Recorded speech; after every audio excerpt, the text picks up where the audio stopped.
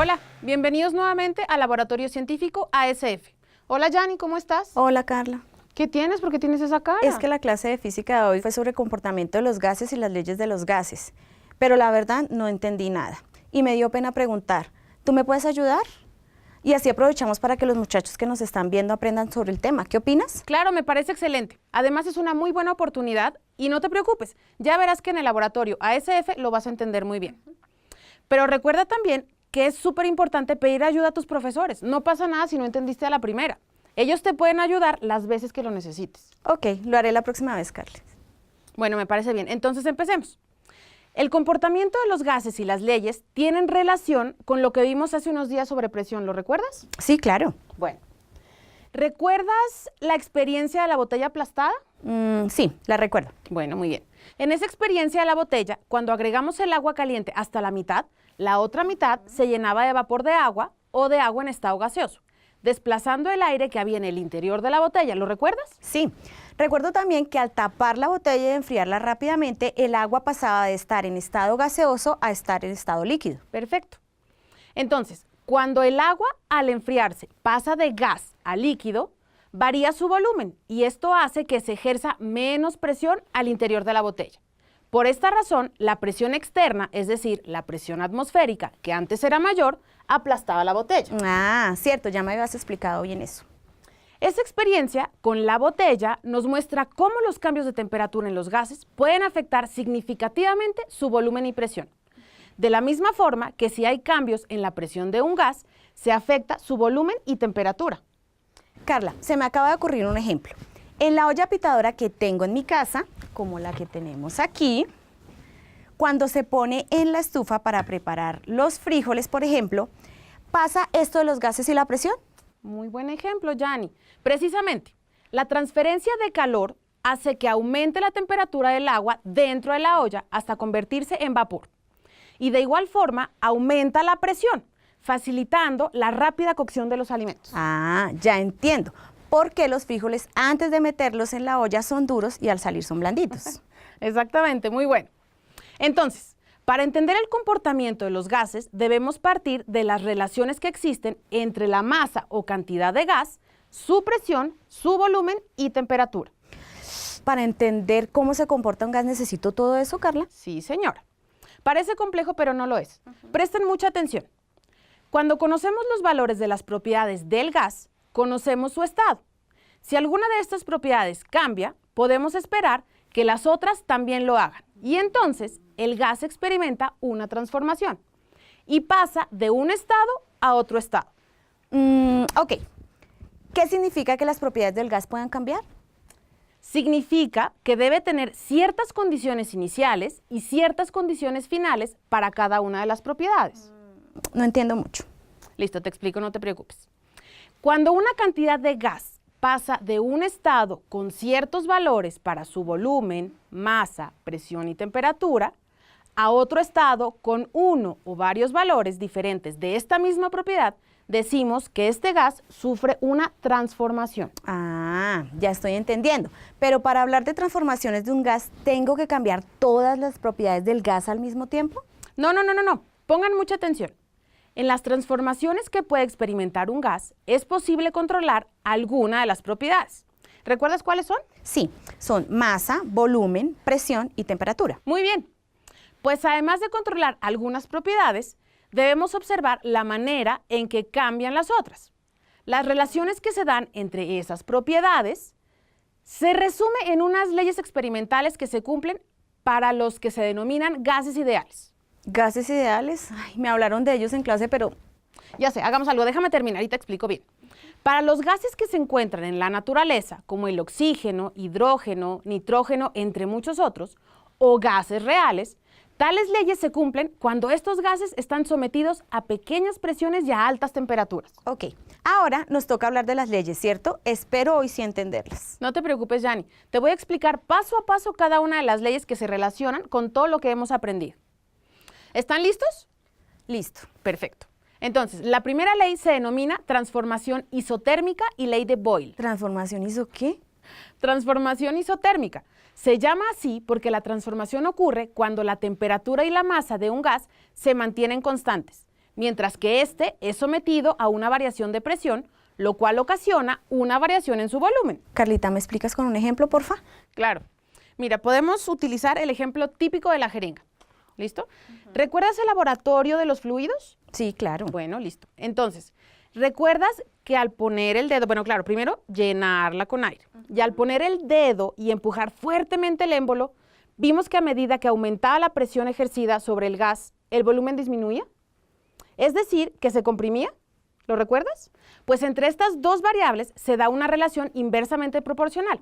Esto quiere decir que mientras una aumenta, la otra disminuye. ¿Te queda un poquito más claro? Sí, un poco más claro. Entonces, eso significa inversamente proporcional, que si oprimo mucho el émbolo de la jeringa, entonces estoy aumentando la presión, pero estoy reduciendo su volumen. Exactamente, Yanni. Toda relación entre variables implica también una relación matemática que se expresa de la siguiente manera. Presión 1 por volumen 1 igual a presión 2 por volumen 2. Porque si medimos la presión, el resultado entre el valor de esta y el del volumen del gas se mantendrán constantes de un estado a otro estado. Pero si la presión llega a aumentar, el volumen disminuirá. Y si la presión disminuye, entonces el volumen aumenta. Ya lo entendí. Por ejemplo, si la presión se duplica, el volumen se reduce a la mitad y viceversa. Correcto, muy bien, Yanni. Entonces ahora hablemos de la segunda ley que se llama transformación isobárica y ley de Charles. Listo. Si isotérmica mantiene constante la temperatura y la masa, en isobárica, ¿qué es constante? Tienen que estar muy atentos, ¿ok? Pon mucha atención a la explicación, porque más adelante tú misma vas a responder esa pregunta.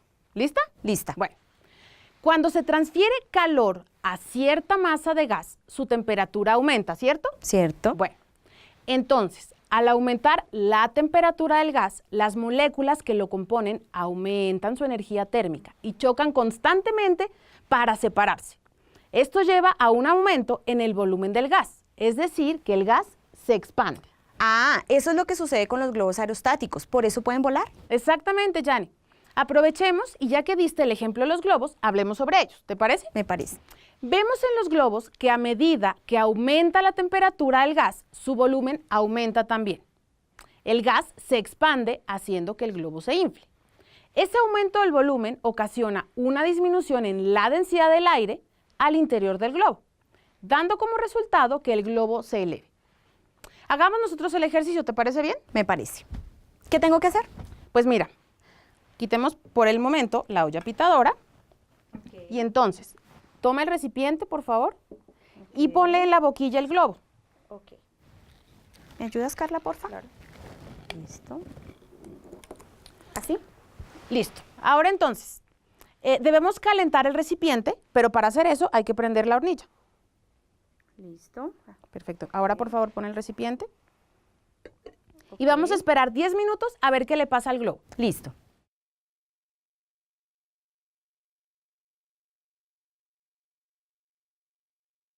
Bueno, después de calentarlo, ¿qué fue lo que le pasó al globo? Se infla. Muy bien. ¿Y tú por qué crees que se infle? Porque la temperatura aumenta. Entonces, entre las dos variables, volumen y temperatura, se da una relación directamente proporcional. Muy bien. Eso quiere decir que mientras una aumenta, la otra también. ¿Estás lista ahora entonces para responder la pregunta sobre la ley isobárica? Eso creo. Entonces, pon mucha atención.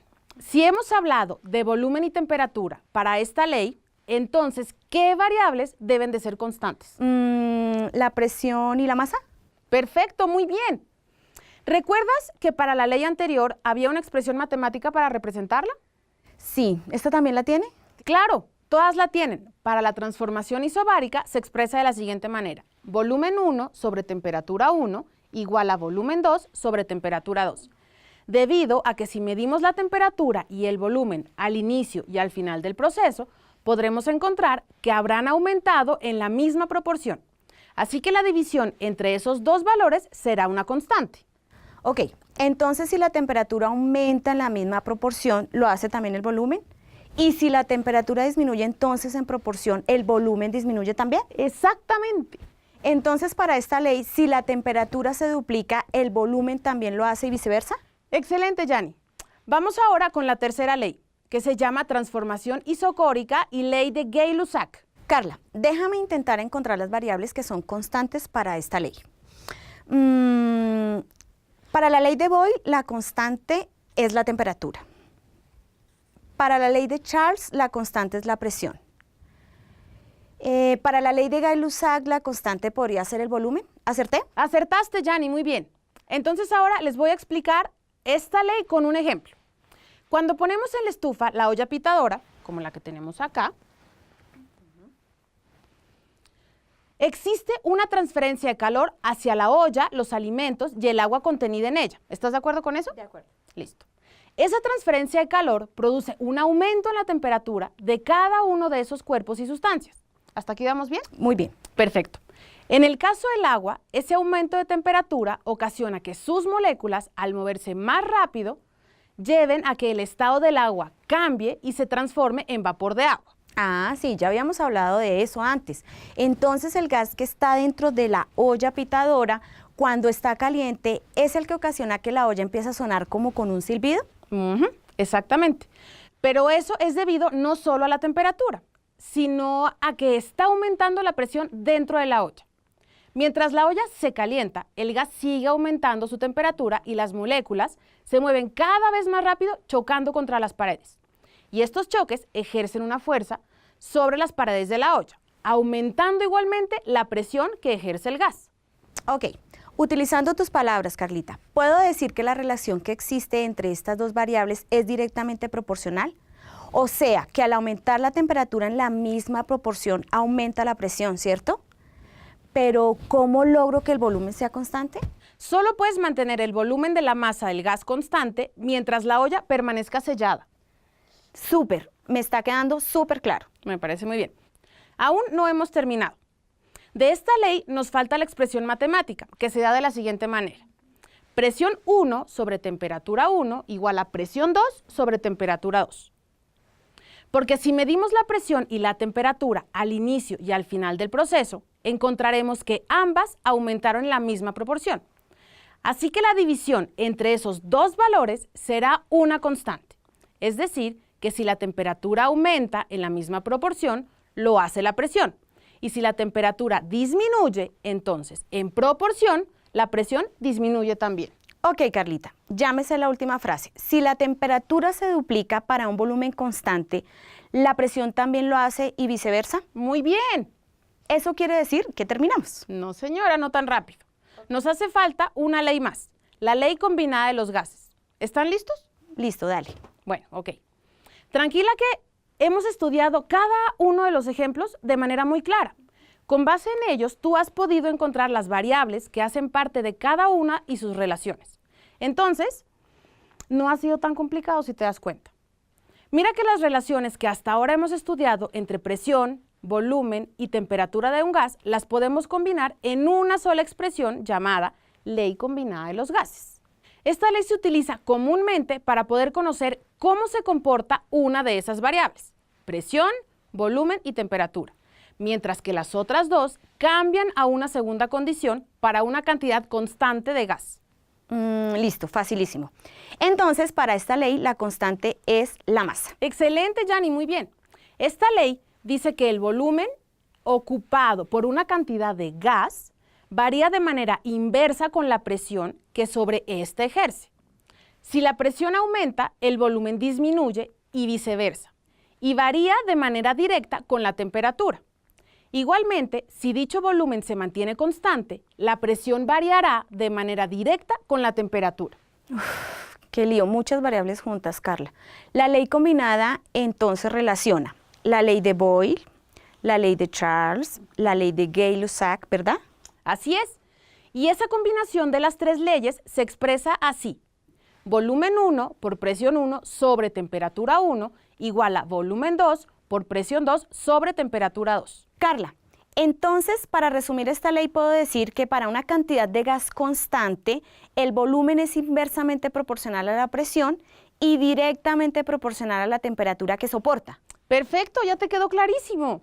¿Ahora sí terminamos? Ahora sí, Yanni, ya terminamos. ¿Te sientes un poquito más segura con el tema? Sí, claro, Carla. Súper, ya entendí muy bien el comportamiento de los gases y las leyes de los gases. Bien, eso me parece excelente. Recuerda que el laboratorio siempre está dispuesto para ayudarles. Bueno, esperemos que ustedes también hayan aprendido mucho. Nos vemos en la próxima. Nos vemos.